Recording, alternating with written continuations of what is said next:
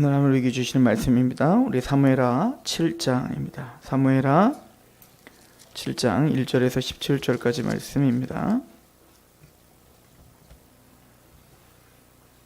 사무엘하 7장 1절에서 17절까지 말씀 제가 봉독해 드리도록 하겠습니다. 여호와께서 주위에 모든 원수를 무찌르사 왕으로 궁에 편하게 살게 하실 때에 왕이 선지자 나단에게 이르되 볼지어다 나는 백향목 궁에 살거늘 하나님의 궤는 휘장 가운데 있도다. 나단이 왕께 아뢰되 여호와께서 왕과 함께 계시니 마음에는 모든 것을 행하소서 하니라. 그 밤에 여호와의 말씀이 나단에게 임하여 이르시되 가서 내 종 다윗에게 말하기를 여호와께서 이와 같이 말씀하시되 내가 나를 위하여 내가 살 집을 건축하겠느냐. 내가 이스라엘 자손을 애굽에서 인도하여던 내던 날부터 오늘까지 집에 살지 아니하고 장막과 성막 안에서 다녔나니 이스라엘 자손과 더불어 다니는 모든 곳에서 내가 내 백성 이스라엘을 먹이라고 명령한 이스라엘 어느 지파를 가운데 하나에게 내가 말하기를 너희가 어찌하여 나를 위하여 백향목집을 건축하지 아니하였느냐고 말하였느냐. 그러므로 이제 내 종 다윗에게 이와 같이 말하라. 만군의 여호와께서 이와 같이 말씀하시기를 내가 너를 목장 곧 양을 따르는 데에서 데려다가 내 백성 이스라엘의 주권자로 삼고 내가 가는 모든 곳에서 내가 너와 함께 있어 내 모든 원수를 내 앞에서 멸하였은즉 땅에서 위대한 자들의 이름과 같이 내 이름을 위대하게 만들어주리라. 내가 또 내 백성 이스라엘을 위하여 한 곳을 정하여 그를 심고 그를 거주하게 하고 다시 옮기지 못하게 하며 악한 종류로 전과 같이 그들을 해하지 못하게 하며 전에 내가 사사에게 명령하여 내 백성 이스라엘을 다스리던 때와 같이 아니하게 하고 너를 모든 원수에게서 벗어나 편히 쉬게 하리라. 여호와가 또 내게 이르노니 여호와가 너를 위하여 집을 짓고 내 소환이 차서 내 조상들과 함께 누울 때 내가 내 몸에서 날 내 씨를 내 뒤에 세워 그의 나라를 견고하게 하리라. 그는 내 이름을 위하여 집을 건축할 것이요 나는 그의 나라 왕위를 영원히 견고하게 하리라. 나는 그에게 아버지가 되고 그는 내게 아들이 되리니 그가 만일 죄를 범하면 내가 사람의 매와 인생의 채찍으로 징계를 하려니와 내가 내 앞에서 물러나게 한 사울에게 내 은총을 빼앗은 것처럼 그에게서 빼앗지는 아니하리라. 내 집과 내 나라가 내 앞에서 영원히 보존되고 내 왕위가 영원히 견고하리라 하셨다 하라. 나단이 이 모든 말씀들과 이 모든 계시대로 다윗에게 말하니라. 아멘. 우리는 지난주와 이번 주 두 주를 통해서 하나님이 다윗에게 하신 이 다윗 언약을 같이 상고합니다.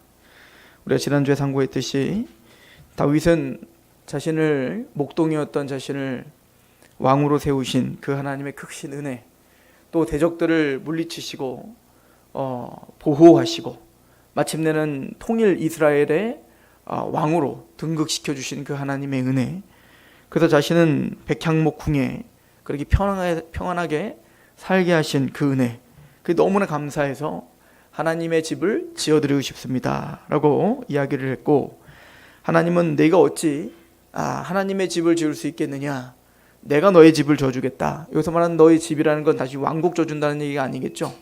왕국은 이미 좋은 왕궁이 있으니까 거기서 말하는 건 바로 다윗의 나라를 견고하게 할 것이고 다윗의 나라를 영원히 무너지지 않도록 그 왕위가 빼앗기지 않도록 하겠다.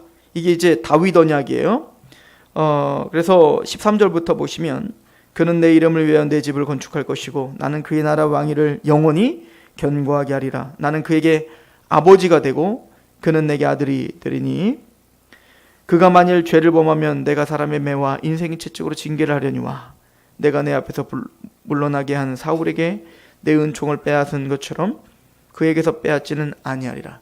그러니까 사울처럼 왕위가 박탈당하지 않겠다는 겁니다. 혹시 죄를 범하여도 내가 징계하지 이 언약을 폐하지는 않겠다는 거죠.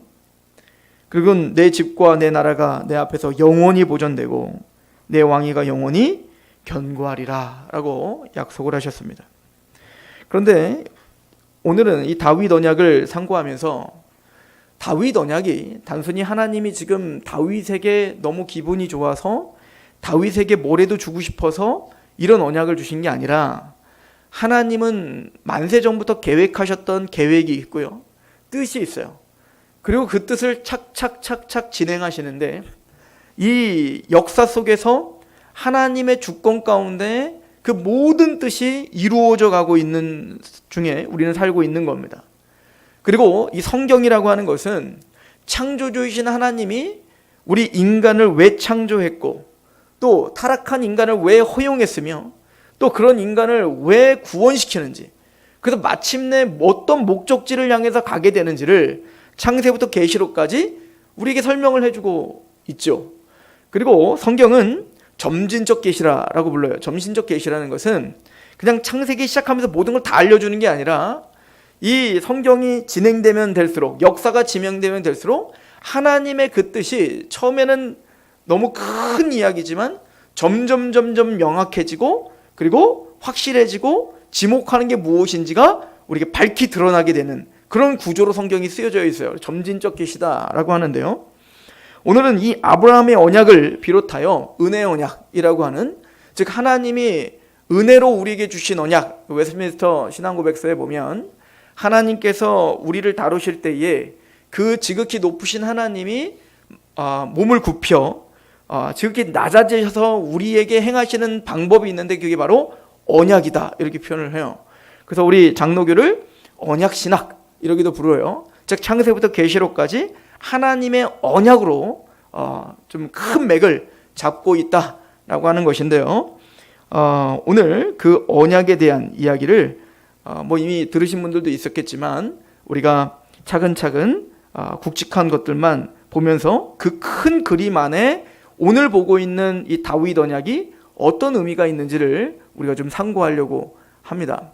하나님은 아담이 타락을 하고 하나님이 원래 아담을 타락하기 전에는 제일 먼저 언약을 먼저 하셨죠. 그게 뭐냐면 생육하고 번성하고 땅에 충만하고 정복하고 다스리는 거예요. 그러니까 번영하고 번성하고 그리고 정복하고 다스리는 겁니다. 복이죠. 그러니까 하나님의 은혜와 선악을 판단하는 하나님의 기준에 순복하여 그 말씀의 통치를 받는 왕이 되라는 겁니다. 우린 이것을 청지기적 왕이라고 하고요. 그래서 그 하나님의 통치에 맞게 우리의 생각과 마음을 다스리고 또 모든 만물을 다스리게 하나님이 우리에게 사명을 주셨어요. 자, 그런데 뱀이 그 하와를 미혹하고 또 아담을 미혹하면서 이제는 스스로 내가 왕이다, 내가 왕이 되고 싶은 그 욕망을 불일듯하게 붙여줘서 선악을 판단하는 기준이 하나님이 아니라 나다 라고 독립을 선언하게 했어요. 이게 선악과를 따먹은 거거든요. 그러니까 선악과 앞에서 나의 감정과 내 생각과 나의 모든 의지를 다스려야 돼요. 그리고 지금 나를 미혹하는 그 선악을 판단하는 하나님의 기준과 율법에 어긋나는, 이걸 먹으면 정령 죽으리라 하신 하나님의 말씀을 삐딱하게 자꾸 보게 하는 뱀의 유혹에 대하여 발로 다 그를 밟아야 됐다고요.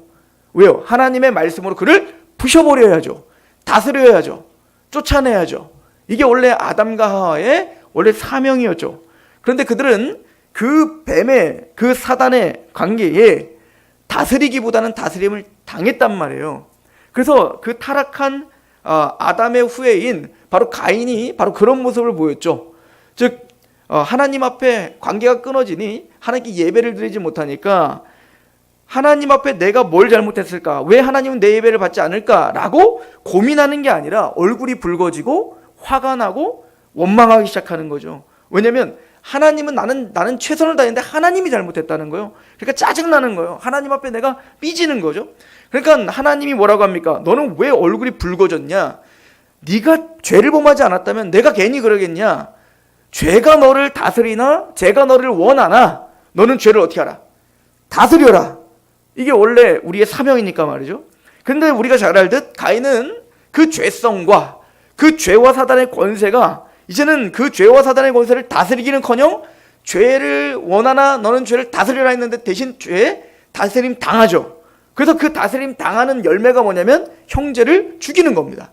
아벨을 죽이는 거예요. 그러니까 하나님과의 관계가 끊어져 예배가 부서지면 그 다음에는 이제 그것이 자기와의 관계가 부서지고, 그 자기를 다 통솔하지를 못하는 거예요. 그리고는 뭡니까? 형제와의 관계, 사람과의 관계가 끊어지고, 그리고는 그 다음 뭐예요? 자기네 여호와를 떠나 노 땅에 거주하여 자기만의 성을 쌓아 자기들만의 공간을 만들고 거기서 자기들만의 문명을 일으키게 되는 거고, 이게 세상인 거죠. 이게 바로 세상의 문화가 시작되는 거예요. 이걸 그리고 바울이 나중에 에베소서 2장에 허물과 죄로 죽었던 너희가 우리를 거기서 살려주셨는데, 죄의 지배, 사단의 지배 가운데는 우리가 이 세상 신이 믿지 않는 자들만 혼미하고 있는데, 그런 사단의 권세, 죄의 권세에 우리가 억눌려 살고 있었던 우리인데 거기서 우리를 살렸다, 즉 거듭나게 했다. 물과 성령으로 너희를 거듭나게 했다는 거예요. 그런데 거듭나기 전에 옛적에는 너희들도 그 가운데서 행하여 가인처럼 말이죠, 타락한 아담처럼 말입니다, 또 이집트의 파로처럼 말이죠, 그들처럼 그 허물과 죄 가운데 행하여 이 세상 풍조를 따르며 공중 권세 잡은 자를 따랐다라고 말하죠. 그러니까 하나님의 기준이 아니라 이제는 내가 보기 좋은 대로가 기준이에요. 내가 보기 좋은 대로는 뭐냐면 많은 사람들이 원하고 많은 사람들이 좋아하고 많은 사람들이 가는 대로죠. 큰 길. 그 큰 길이 행복한 길이요, 그 큰 길로 살아야 승리의 길이요, 그 큰 길로 살아야 우리가 만족할 수 있다는 거예요. 근데 성경은 반대죠. 예수님 우리에게 뭘 요구하세요? 대로로 가지 말고 좁은 길로 가라는 거잖아요.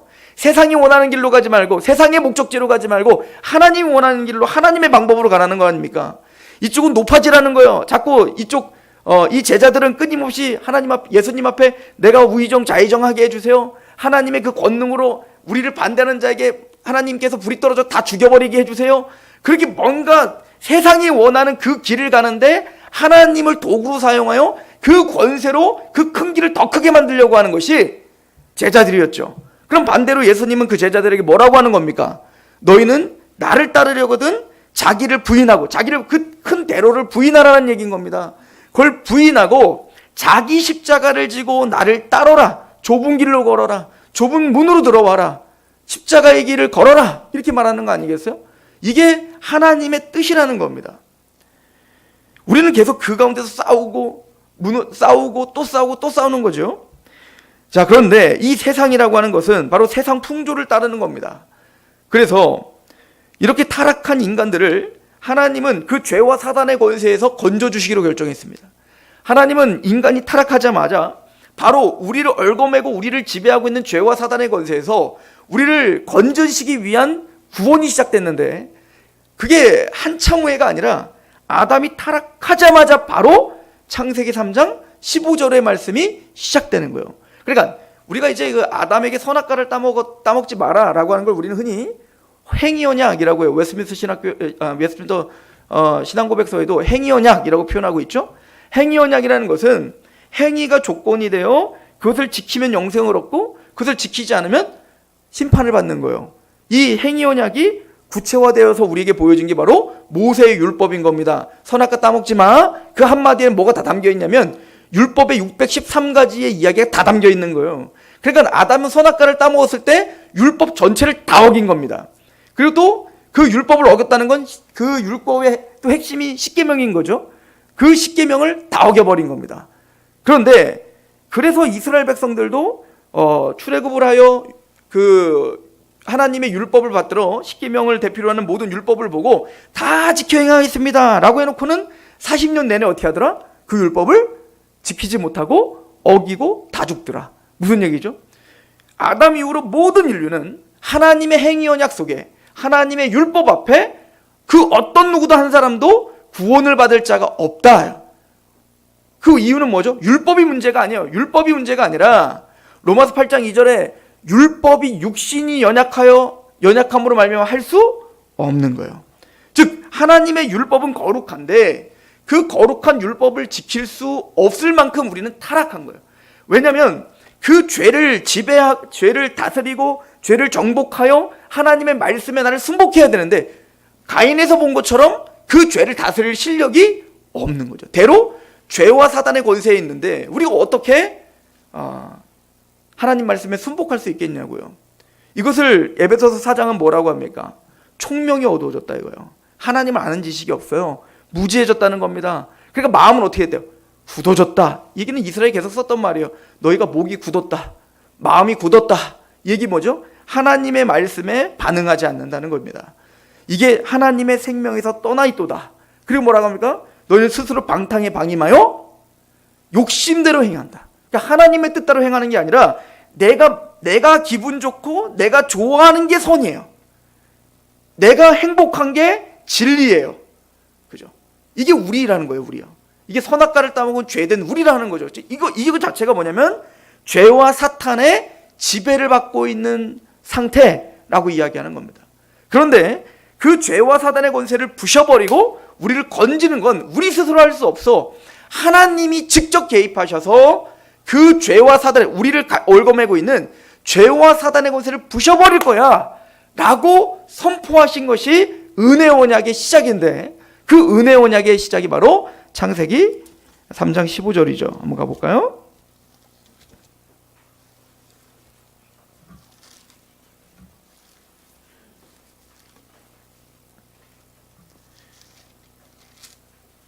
언약에 대해서 큰 맥을 오늘 다 정리하셨으면 좋겠습니다.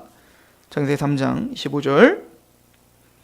내가 너로 여자와 원수가 되게 하고 내 후손도 여자의 후손과 원수가 되게 하리니 여자의 후손은 내 머리를 상하게 할 것이요 너는 그의 발꿈치를 상하게 할 것이라 하시고, 이게 원시복음이죠. 여자와 원수가 되게 할 것이고 내 후손도 여자의 후손과, 그러니까 뱀의 후손이 있고요 여자의 후손이 있어요. 그리고 말을 하기를 여자의 후손은 내 머리를 밟을 거다 이건 거예요. 그러니까 여자의 후손 할 때 이 후손이라는 단어, 제라라고 하는 단어요.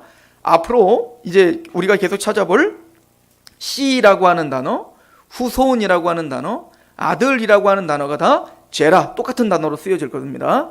즉 여자에게서 태어난 그 후손이 뱀의 머리를 밟겠다는 건 뭐냐면 죄와 사단의 것을 부셔버리고 거기서 우리를 건져주겠다. 누가? 하나님이 그 일을 행하시겠다는 거예요. 근데 누구를 통하여? 그 여자를 통해서 태어날 그 후손을 통해서 그 일을 하시겠다는 거예요. 그런데 가인은 이미 글렀죠. 그죠? 원래 그래서 가인이 태어났을 때 가인의 뜻이 뭐냐면 득남하였도다. 뭐요? 하나님이 약속한 바로 그 아들이구나 이렇게 생각을 했던 겁니다. 근데 보아하니 가인은 영 아니에요. 그래서 아벨을 낳고 허무, 사실은 아벨이라는 뜻이 허무함 이런 뜻이거든요. 굉장히 허무했던 거죠. 허무했던 겁니다. 근데 보아하니까 아벨은 어때요? 굉장히 경건한 겁니다. 아마 아벨에 대하여 또 이제 기대를 했었겠죠. 혹시 그 여자가 낳은 이 아벨이 바로 그 메시아인가? 이런 기대를 좀 했을 거란 말이에요. 근데 가인에 의하여 그 아벨이 어때요? 죽임당한단 말이에요. 그래서 또 다른 아들을 낳는데 그 이름이 셋이에요. 우리 4장을 가보시면 25절입니다. 4장 25절에 아담이 다시 자기 아내와 동침하매 그가 아들을 낳아 그의 이름을 셋이라 했으매 이는 하나님이 내게 가인이 죽인 아벨 대신 다른 씨를 주셨다. 경건한 씨. 그죠? 그러니까 끊임없이 이제 가인의 자손이 아니라 아벨의 자손을 통해서 그 일을 하려고 했는데 아벨이 죽어버렸어요. 그래서 이제는 그 아벨을 대신할 경건한 하나님의 자손들이 다시 시작되게 했고, 이게 바로 셋의 반열인 겁니다. 이제는 셋의 후손을 통하여 하나님은 그 일을 하시겠다는 거죠. 근데 이제 그 셋이 셋을 낳는데 이때까지도 자꾸 씨에 대한 자꾸 이 기대감이 있죠. 그런데 26절에 보면 셋도 아들을 낳고 그 이름을 에노스라. 이 에노스라는 뜻은 인간이라는 뜻입니다. 그러니까 아벨과 사실은 좀 비슷하죠. 허무 이런 뜻인 것처럼 아무것도 아니다 이거예요. 인간이다 이거예요. 우린 신적인 능력이 없다 이겁니다. 그러니까 이때서야 비로소 에노스라 이름을 하고, 즉 우리는 아무 능력이 없음. 그러니까 메시아조차도 내가 뭔가 만들어낼 수 있다고 착각했었던 거죠. 그런데 이제 에노스를 낳고 이제는 그때의 사람이 비로소 누구 이름을 불러요?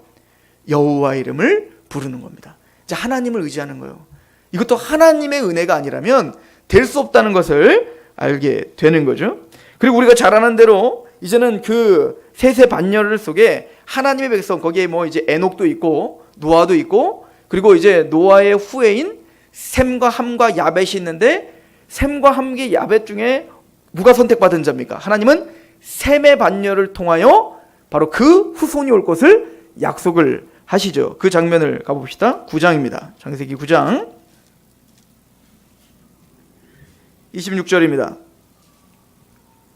가나안이 타락을 하고 가나안의 그 악독함을 먼저 보여주고 그 가나안에게 저주를 합니다. 25절에 이에 이르되 가나안은 저주를 받아 그의 형제 종들의 종이 되기를 원하노라 하고 또 이르되 셈의 하나님 여호와를 찬송하리로다. 하나님인데 누구의 하나님이시래요? 셈의 하나님이라는 거예요. 여러분들, 제가 누구의 하나님이래요? 이렇게 물어본 게 굉장히 중요한데, 하나님이 하나님의 백성들한테 언약을 할 때 그 언약의 핵심이 뭐냐면 나는 너의 하나님이 되고 너희는 나의 백성이 된다. 이게 언약의 처음이요 마지막이에요. 이걸 잘 기억하시면서 따라오시면 됩니다. 셈의 하나님 여호와를 찬송하리로다. 가나안은 셈의 종이 되고 하나님이 야벳을 창대하게 하사 셈의 장막에 거하게 하시고 가나안은 그의 종이 되게 하시기를 원하노라. 누가 누구를 정복하고 누가 누구를 지배하게 할 거라는 거예요? 셈이 누구를? 가나안을 부셔버릴 거라는 겁니다. 셈이 가나안을 정복할 거라는 겁니다. 지금 이 이야기가 모든 성경을 이끌고 가는 지금 핵심이 되는 거예요. 아, 여자의 후손이 올 건데 그 여자의 후손이 죄와 사단의 권세에서 우리를 건져낸다는 게 무슨 말이지? 즉 여자의 후손과 뱀의 후손이 싸운다는데, 서로 대항한다는데 그게 무슨 말이지? 이 세상에는 하나님의 백성들이 있고 사단의 죄와 사단의 권세 가운데 있는 후예들이 있다는 거예요. 그런데 항상 전투를 벌이고 싸움을 해요. 근데 궁극적으로 하나님이 언약을 주시는 건 뭐냐면 하나님의 선택받은 그 셈의 후손이, 그 셈의 반열이 누구를 정복하는 거예요? 가나안을 정복하는 거예요. 그래서 이스라엘이 괜히 가나안 땅 정복하는 게 아니라 하나님이 이것을 지금 성취하는 과정을 보여주고 계시는 거예요. 그래서 정말로 셈의 족속인 아브라함을 통하여 그 가나안에 가게 하고 또 400년 동안 이집트에 갔다가 다시 돌아와 여호수아를 통해서 가나안 땅을 정복하는 이유가 여기 있죠. 그리고 그 타락한 함 족속에 바벨론이랄지 이집트라는 게 다 거기서 나오거든요. 그러니까 하나님을 대적하는 그 민족들을 이제는 뭐예요? 하나님의 셈의 하나님이 그 셈의 후손들을 통하여 정복하고 부셔버리고 그래서 하나님의 나라를 확장하는 것, 이것이 지금 성경이 뭔가 우리에게 알려주고자 하는 메시지인 거죠. 지금 우리는 모든 인류가 다 죄와 사단의 권세 가운데 있단 말입니다. 그런데 모두 죄와 사단의 권세 가운데 있는 사람들 중에 하나님은 며칠 선택하여 끄집어내요. 하나님의, 나는 너의 하나님이 되고 너는 나의 백성이 될 거야 라고, 그게 무슨 자격이 되거나 뭔가 일한 사람들이 아니에요. 무조건적인 선택으로 그를 선택하여 하나님은 그를 하나님의 백성으로 만드시고 구속을 경험하여 하나님을 알게 하시고 하나님의 통치를 받게 하여 그들을 통하여 누구를 정복하는 거예요? 가나안을 정복하듯 죄와 사단의 권세 가운데 있는 사람들을 정복하여 하나님의 나라가 임하게 하는 거. 이게 지금 성경이 우리에게 보여주고자 하는 비전이죠. 그렇죠? 그래서 이 셈과 야벳 이야기에서 이 셈의 족속에서 누가 선택되는 겁니까? 바로 아브라함이라는 사람이 선택되는 겁니다. 근데 그 아브라함이라는 사람은 아무런 자격이 없습니다. 그가 하나님을 경배하고 하나님을 경외하고 정직하고 뭔가 윤리적으로 똑발라서 하나님을 선택했다는 말이 하나도 없다고요. 대로 그 사람은요, 갈대아 우르라는 곳에 달신을 숭배하고 우상 숭배했던 그런 타락하고 또 전혀 자격이 없는 사람이라는 거 성경 가르쳐주고 있죠. 그런데 그를 또 하나님을 먼저 찾은 게 아니라 하나님이 그를 먼저 아시고 그를 선택하시어 하나님이 직접 찾아가고 되는 거예요. 설득하시어 데리고 나오는 거예요. 끄집어 나오게 하는 거죠. 그리고는 아브라함에게 이렇게 약속을 합니다. 창세기 12장을 가봅니다. 12장 1절, 여호와께서 아브라함에게 이르시되 너는 너의 고향과 친척과 아비 집을 떠나 내가 내게 보여줄 땅으로 가라. 굉장히 의미심장한 이야기죠. 네가 살고 있는 그 터전, 네가 살고 있는 그 문화, 네가 살고 있었던 그 지배당했던 그 체계를 떠나라는 겁니다. 이제 너를 통해 새로운 일을 하겠다는 겁니다. 너는 새로운 땅, 내가 지시할 땅으로 가라. 첫 번째, 아브라함에게 언약하는 게 있어요. 뭐죠? 땅의 약속입니다. 내가 지시할 땅으로 가라. 우리가 잘 아는 대로 가나안 땅이죠. 땅을 약속합니다. 이걸 기억해 두셔야 돼요. 나중에 다윗의 언약도 똑같은 언약을 주는 거예요. 땅을 주죠. 그리고 말합니다. 2절에 내가 너로 큰 민족을 이루고 내게 복을 주어 내 이름을 창대하게 하겠다. 두 번째 약속 뭐죠? 너의 이름을 창대하게 하겠다. 이것도 이따가 다윗 언약에 그대로 나오는 메시지입니다. 땅을 줄 것이고 내 이름을 창대하게 할 것이고 내가 너에게 복이 될지라. 너는 복을 받을 뿐만 아니라 네가 또 뭐가 될 거야? 복의 근원. 하나님의 복을 내가 너에게 쏟아 부을 것이며 그 복을 받고 그 복에 감격한 너를 통하여 단순히 너만 복 받고 끝나는 게 아니라 너를 통하여 복을, 모든 민족들이 복을 받게 하는 네가 복의 통로가 될 거야. 복의 근원이 될 거야. 이게 하나님께서 주신 언약이에요. 아브라함에게 주신 언약이에요. 그리고는 3절. 그러면 복의 통로가 되려고 하니 당연히 아브라함과 누가 함께 해야겠어요. 하나님이 그래서 아브라함과 함께 하시겠다는 겁니다. 왜? 너를 통하여 하나님의 복이 임해야 되니까. 그러면 아브라함을 통해서 주시는 복이 도대체 뭘까요? 이제 그 얘기는 이제 성경을 통해서 우리에게 쭉 해주고 있는 거죠. 그래서 그 복이 너를 통하여 임해야 되기 때문에 너를 축복하는 자를 내가 축복하고 너를 저주하는 자를 내가 저주할게 라고 하는 겁니다. 즉 내가 철저히 너희 편이 되어주고 내가 너와 함께 하겠고 너와 함께 싸우겠다 라고 하는 것을 이야기해주고 있는 거예요. 15장으로 가봅시다. 그리고는 아브라함에게 또 이렇게 약속을 하십니다. 4절부터 볼게요. 여호와의 말씀이 그에게 임하여 이르되 그 사람이 내 상속자가 아니라 내 몸에서 날 자가 내 상속자가 되리라. 너가 복의 근원이 될 텐데 네가 복의 근원이 되는 방법은 뭐냐면 네 몸에서 날 씨를 통하여 네 몸에서 날 그 자손을 통하여 그 복이 임하는 거야. 이렇게 설명하는 거죠. 그렇죠? 17장을 가봅시다. 17장 2절입니다.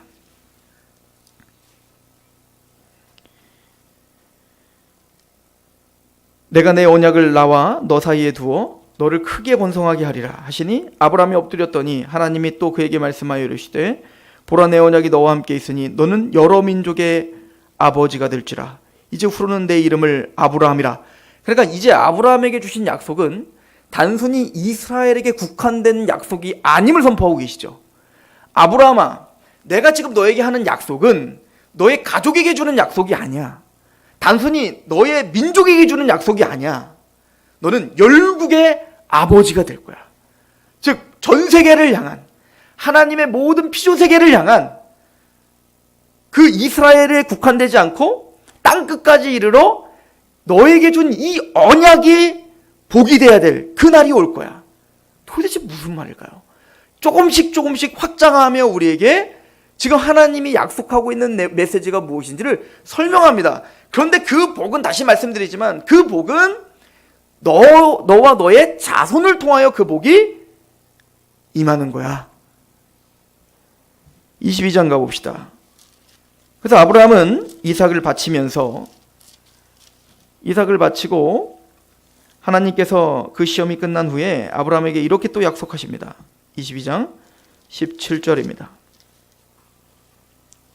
16절 이르시되 여호와께서 이르시기를 내가 나를 가리켜 맹세하노니 내가 이같이 행하여 내 아들 내 독자도 아끼지 아니하였은즉 내가 내게 큰 복을 주고 내 씨가 크게 번성하여 하늘의 별과 같고 바다의 모래와 같게 하리니 내 씨가 그 대적의 성문을 차지하리라. 하나 더 갔어요. 그 씨를 통하여 그 복이 임할 건데 그 방법은 그 씨가 대적의 문을 부셔버리는 겁니다. 아까 말했죠? 셈이 누굴 부실 거예요? 가나안을 정복할 것처럼 그 여자의 후손이 뱀의 머리를 밟는 것처럼 아브라함아 너에게 올 그 씨를 통하여 모든 민족이 복을 얻을 건데 어떤 방법으로? 너의 그 씨가 대적의 문을 부술 것이다. 뭔가 승리할 것이다. 전쟁에서 다 부셔버리고 그 높아진 마음을 다 부셔버리고 거기에 하나님의 뭔가 왕국을 세울 것 같은 느낌이죠. 그래서 이것을 이삭과 야곱에게도 동일하게 주는 거예요. 그리고 드디어 다 뛰어넘어서 야곱의 12아들 중에 하나님이 야곱을 통하여 하나 메시지를 주셨는데 그게 뭐냐면 이 일은 아브라함의 자손 이삭을 통해서, 또 이삭의 자손 야곱을 통해서, 또 야곱의 12아들 이스라엘을 통해서, 특별히 누구를 통해서? 유다를 통해서 그 일을 행하실 것이다 라고 약속한 그 씨가 누구예요? 유다의 후손이어야 되는 거예요. 이 이야기를 우리 창세기 46장을 한번 가봅시다. 45장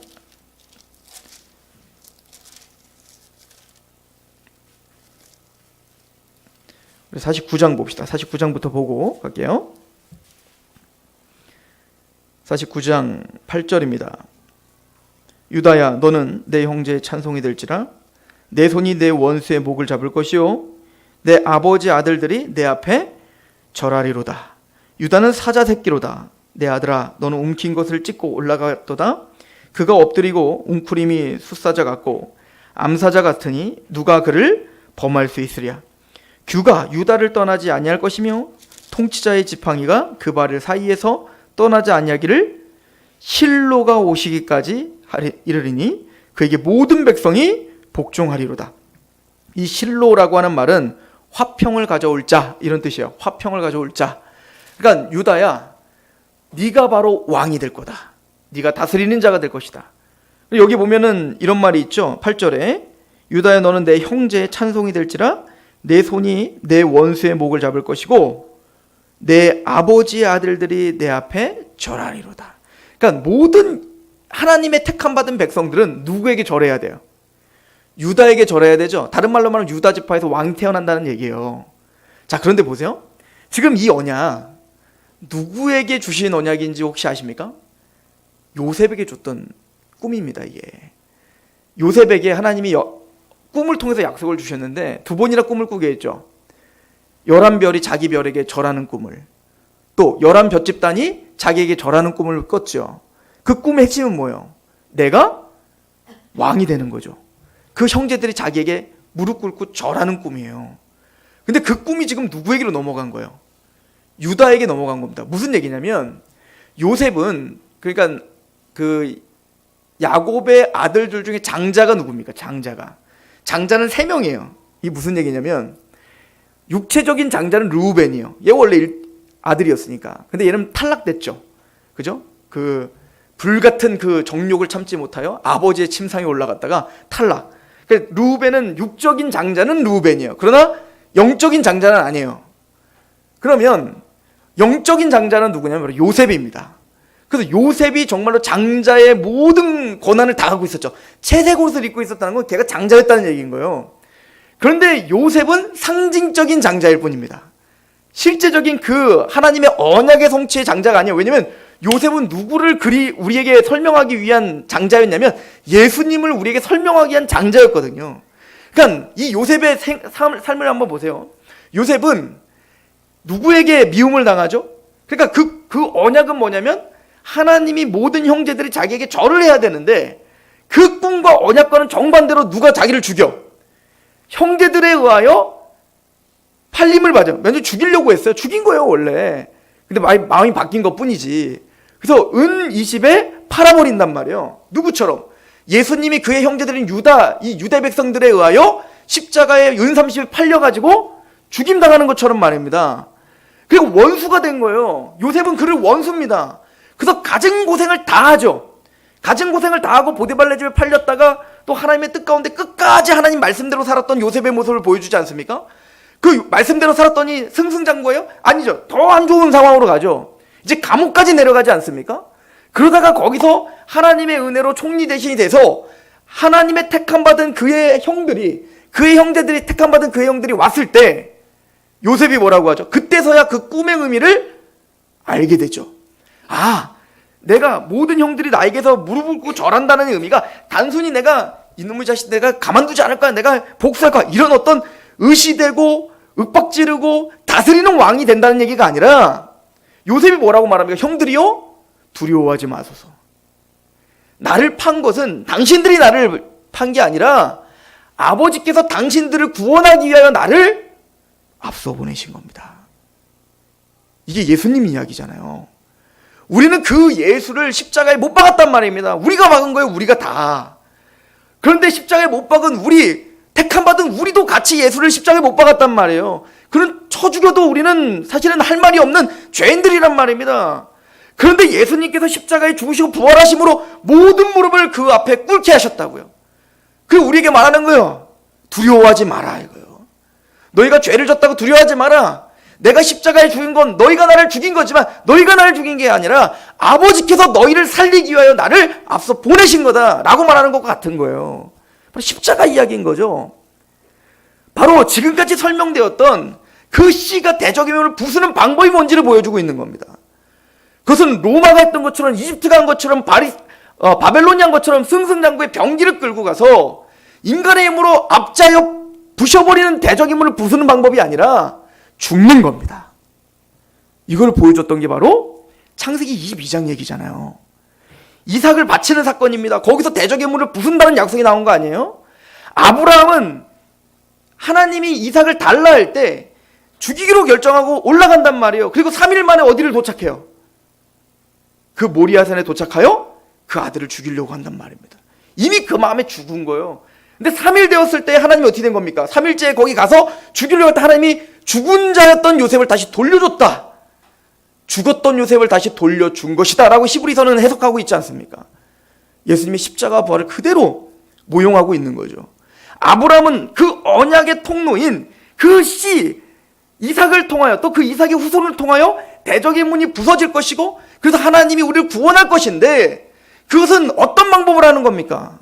하나밖에 없는 독생한 그 아들을 내어주는 고통을 경험하며 하나님의 그 고통을 우리에게 설명해 주고 있는 거 아닙니까? 하나님이 자기 아들 하나밖에 없는 그 아들을 우리에게 내어주심으로 말미암아 그 십자가의 죽음으로 말미암아 대적의 문이 부서진다라는 것을 보여주는 거예요. 그래서 그 모리아산에 뭐가 세워진다고요? 나중에 오르나 타작마당이 거기에요. 나중에 그래서 거기에 성전이 세워지는 거예요. 그리고 그곳을 뭐라고 해요? 시온이라고 한다고요. 시온, 예루살렘인 겁니다. 거기가. 그리고 우리가 지금 보고 있는 사무엘하 7장에 법궤가 지금 어디로 오고 있는 겁니까? 시온으로 오고 있다고요. 시온으로. 그럼 지금 이 다윗 언약과 다윗이 해주신 이런 언약들이 그냥 그 언약으로만 해석될 게 아니라 성경 전체가 유기체적으로 좀 연결되어서 뭔가를 지금 설명하기 위해서 지금 바쁘게 우리에게 뭔가를 제시하고 있는 거란 말이죠. 그죠?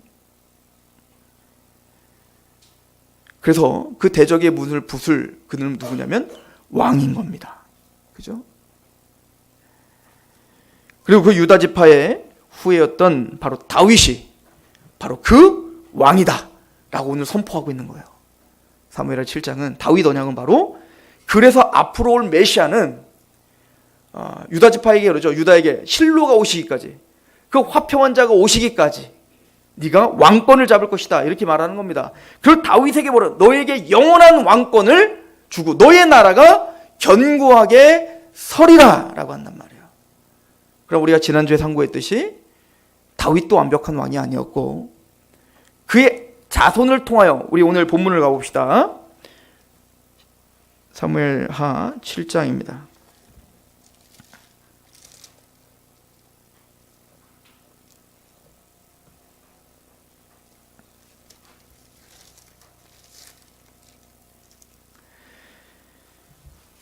(12절입니다) 내 수완이 차서 내 조상들과 함께 누울 때 내가 내 몸에서 내 씨를 그래서 이것도 씨를 약속하는 거야. 다윗아, 네가 그 하나님의 나라를 완성하는 게 아니야.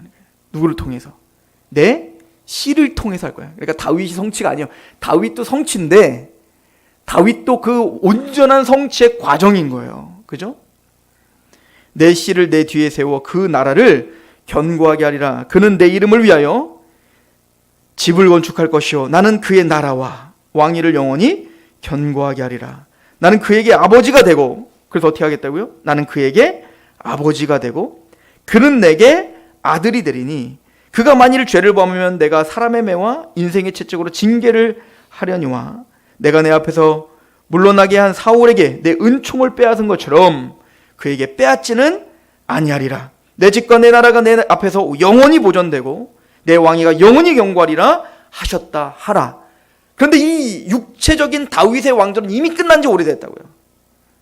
그리고 에스겔에 보면 북이스라엘과 남유다가 합하여 또 통일 왕국에 다윗 왕을 세워놓고 그럼 왕국이 세워질 거라는데 이미 여러분들 12지파는 끝났어요. 12지파가 없어요 이제. 왜냐하면 솔로몬 왕이 실정을 하잖아요. 그래서 솔로몬 왕이 그 씨가 아니라는 사실은 솔로몬 왕이 나중에 실정을 해가지고 그 아들 르호보암 더 실정하죠. 그리고 르호보암과 여로보암이 나눠져가지고 남유다와 베냐민이 남유다가 되고 위에 북이스라엘 10지파는 북이스라엘이 되는데 그 10지파 어떻게 돼요 나중에? 아수라에 의해서 완전 초토화당해가지고 뿔뿔이 다 흩어져요. 피가 다 섞여버린다고요.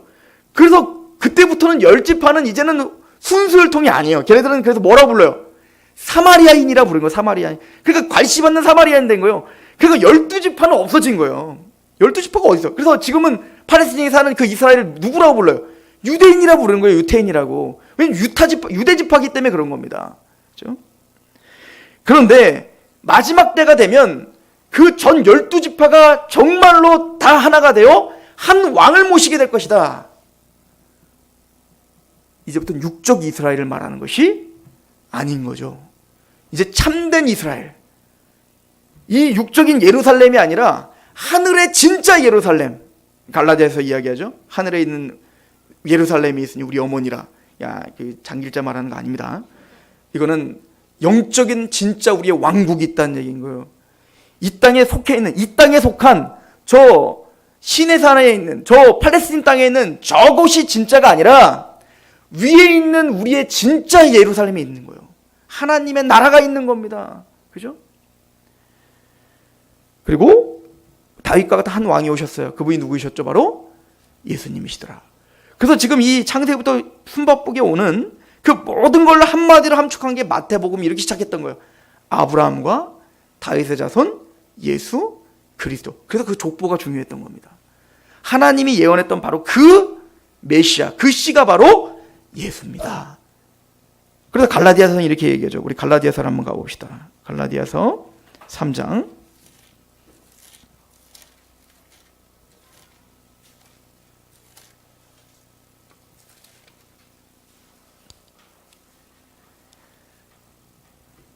'그 사도 바울은 이 모든 내용들을 머리에 담고 지금 신약을 쓰고 있다고요. 그러니까 우리도 이런 내용들을 담고 신약을 읽어야 이해가 되는 거예요. 자, 왜 그런지 한번 보십시오. 갈라디아서 3장 6절 보세요. 아브라함이 하나님을 믿음에 그것을 의로 정하셨다 함과 같으니라. 그런즉 믿음으로 말미암는 자들은 아브라함의 자손이에요. 그러니까 육적 자손이지 아브라함의 자손이 아니라 아브라함과 동일한 믿음을 갖고 있는 우리가 영적 이스라엘 자손이에요. 또 하나님이 이방을 믿음으로 말미암아 의로 정하실 것을 성경이 미리 알고 먼저 아브라함에게 뭘 전하셨대요? 복음은 신약에만 있는 게 아니라 이미 구약에 아브라함에 전한 게 이미 복음이래요. 사도 바울은. 그 복음이 뭔데요? 모든 이방이 너로 말미암아 복을 받는다는 그게 복음이래. 그게 뭔데 복이에요? 아브라함과 그의 자손을 통해 모든 민족이 복을 얻어요. 우리 모든 민족이 우리 한국도 포함된 거 아니에요?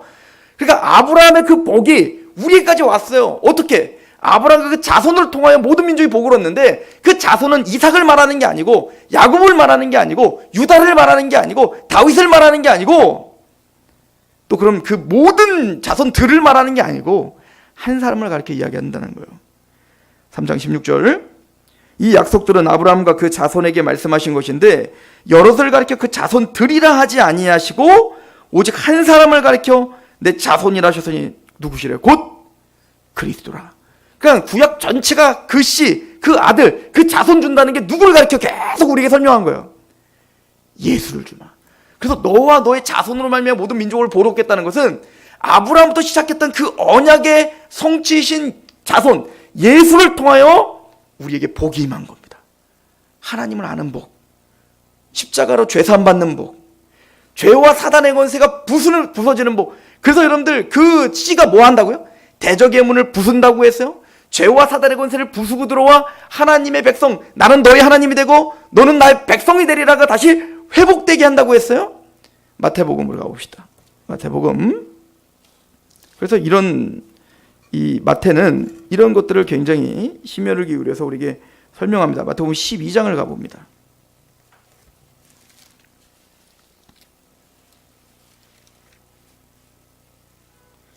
22절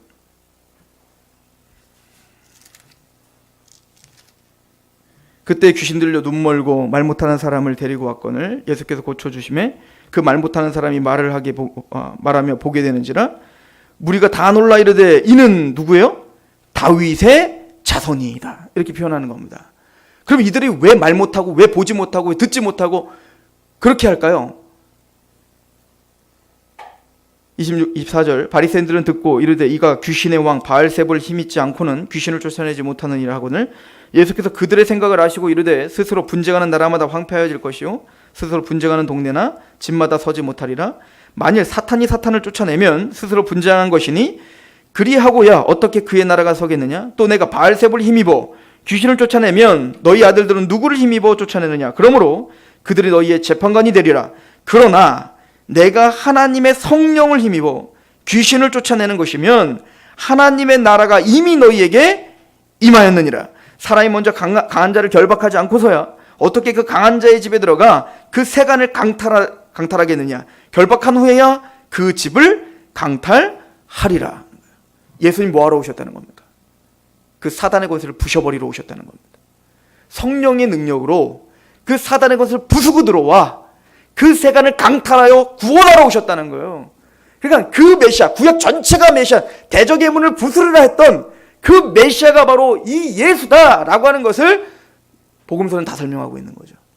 즉 그 사단의 권세를 부셔버리고 우리를 건져주실 자, 구원할 자라고 가르쳐주고 있는 겁니다. 찾아야 될 게 많지만 하나만 찾고 마치십시다. 계시록 21장. 그래서 어떻게 하겠다는 거예요? 모든 역사의 마지막을 그 예수께서 이렇게 종지부를 찍겠다는 거예요.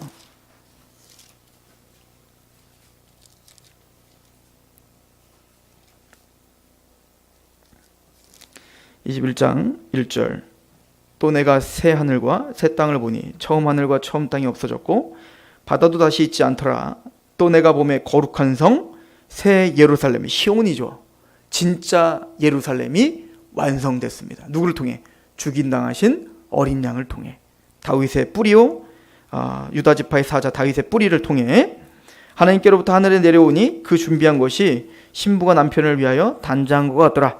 내가 들으니 보좌에서 큰 음성이 나서 이르되 보라 하나님의 장막이 사람들과 함께 있음에 하나님이 그들과 함께 계시리니 그들은 하나님의 백성이 되고 하나님은 친히 그들과 함께 계셔서 모든 눈물을 그 눈에서 닦아주시니 다시는 사망이 없고 애통하는 것이나 곡하는 것이나 아픈 것이나 다시 있지 아니하리니 처음 것들이 다 지나갔음이로라. 보좌에 앉으신 이가 이르시되 보라 내가 만물을 새롭게 하노라 하시고 또 이르시되 이 말은 신실하니 참되니 기록하라 하시고 또 내가 말씀하시되 이루었도다. 뭘 이룬 거예요? 창세기 3장 15절부터 약속했던 그 모든 언약이 온전히 성취된 거죠. 이루었도다. 난 알파와 오메가요 처음과 마지막이라. 내가 생명수 샘으로 목마른 자를 값없이 주리니 이기는 자는 이것들을 상속으로 받으리라. 나는 그의 하나님이 되고 그는 내 아들이 되리라. 그걸 온전히 성취했다는 겁니다. 이 성취하는 하나님의 나라를 완성하기 위하여 하나님은 오늘도 그 다윗 예수를 모시고 사는 우리를 이 복을 알게 하신 거예요. 어떻게? 예수님 십자가에 죽으시고 부활하시고 성령님이 강하게 우리에게 거듭나게 하셔서 죄와 사단의 권세를 부셔버리고 하나님의 나라를 우리에게 임하게 하신 겁니다. 그래서 우리는 예수를 주님, 왕이라고 고백을 하죠. 만왕의 왕이요 만주의 주입니다 라고 고백합니다. 근데 그걸로 끝나지 않고 아브라함이 뭐라고 약속했어요? 너에게 복을 줄 뿐만 아니라 네가 복의 근원이 되리라. 하나님은 그 하나님의 통치를 받은 사람을 통하여 복이 임하게 하겠다는 거예요. 이 약속이 누구에게 성취돼요? 요셉에게 약속이 성취되죠. 요셉이 하나님의 언약을 갖고 살아요. 근데 그 온전한 성취, 그 총리가 되어서 하나님의 약속이 성취되는 그 과정은 고난입니다. 버림당할 수 있고요. 모독당할 수 있고요. 내가 원하는, 내가 생각하는 그 길이 아닐 수 있어요. 하나님의 뜻대로 그냥 그 말씀을 전파할 뿐인데 사람들에게 모독당하여 어떻게 했죠? 보디발레 집에 끌려갑니다. 그러나 요셉은 그곳에서 자기가 할 수 있는 최선을 다합니다. 그래서 나중에 찾아보세요. 요셉을 통하여 보디발레 집에 하나님의 복이 임하더라. 그렇게 하나님의 말씀 앞에 정직하게 충실하게 살았던 요셉이 그래서 더 큰 복을 받았나요? 감옥 갔죠. 그죠? 더 암울해졌죠. 그러나 하나님은 요셉을 형통케 하셔서 그 간수장에게 그 요셉에게 맡길 때부터 모든 재물을 생각하지 않아도 돼요. 왜? 그 감옥에 누구를 통해 복이 임하는 거예요? 하나님의 복이 임하는 거예요. 또 그가 애굽에 갔더니 그 하나님을 대적하는 그 나라에 요셉을 통해 하나님의 복이 임하는 거예요. 어찌 보면 우리가 걸어가는 그 길을 설명해 주고 있는 것 같습니다. 우리는 그 꿈을 바라보며 가요. 영원한 하나님의 새 예루살렘이 회복될 것이고 그 하나님의 왕국이 회복될 것을 우리는 바라보며 가요. 그런데 우리를 왕같은 제사장이요 그리스도의 편지요 향기라고 우리에게 선포하지만 우리를 그 뜻을 이루어가는 우리 실제적인 삶은 요셉의 삶처럼 당황스러운 삶이 있을 수 있고 고난의 삶이 있을 수 있고 또 부족한 삶이 있을 수 있어요. 그러나 요셉처럼 우리는 하나님의 통치를 받으며 모독받을 것을 각오하며 말씀 앞에 살려고 몸부림을 치는 거예요. 분명한 사실은 우리가 어떤 상황에 처하든 부에 처하든 빈에 처하든 말입니다. 그곳에서 여러분들을 통해서 우리를 통해서 반드시 하나님의 복이 임하는 역사를 보게 되실 거예요.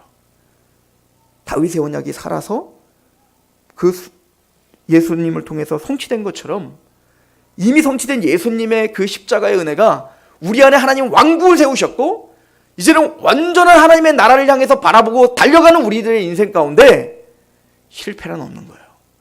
하나님이 우리가 생각하는 상황과 환경은 달라질지 모르겠지만 하나님이 우리를 복의 근원으로 사용하신다는 그 약속은 변함이 없을 것입니다. 그 약속 붙들고 승리하는 저와 여러분 되기를 축원합니다. 하나님 아버지 너무나 감사합니다. 우리가 하나님께서 행하셨던 약속하셨던 그 언약들을 간결하게나마 정리하고 갑니다. 다윗에게 주시는 이 언약이 즉흥적이거나 그냥 단발적인 다윗에게 주는 언약으로 끝나는 것이 아니라 이미 영원 전부터 하나님이 계획하셨던 일이며 또 모든 역사가 끝나는 날 모든 것을 완성하는 그날 뒤를 돌아볼 때에 하나님의 열심과 하나님의 지혜와 하나님의 능력이 어떻게 힘있게 이 역사를 주장하고 계셨고 또 다윗의 삶을 또 우리의 삶을 주장하고 있었는지를 감격하며 찬양할 수밖에 없는 그 장구한 역사의 주인이 하나님이심을 우리는 바라보았습니다. 그 큰 그림 안에 우리는 모자이크와 같은 점일 뿐입니다. 아무것도 아닌 것처럼 보이지만 우리의 인생이 얼마나 의미가 있으며 우리의 인생을 통해 얼마나 하나님의 복이 넘치도록 흘러넘치는지를 증명하는 이 교회요 또 우리 성도들 되게 하옵소서. 예수님의 이름으로 감사하며 기도합니다. 아멘.